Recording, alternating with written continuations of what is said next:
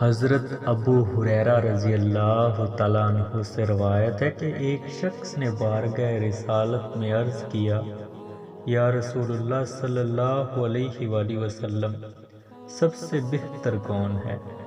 آپ صلی اللہ علیہ وآلہ وسلم نے فرمایا، جس کی عمر طویل اور عمل اچھا ہو۔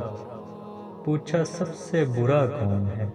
آپ صلی اللہ علیہ وآلہ وسلم نے فرمایا، جس کی عمر لمبی اور عمل برا ہو۔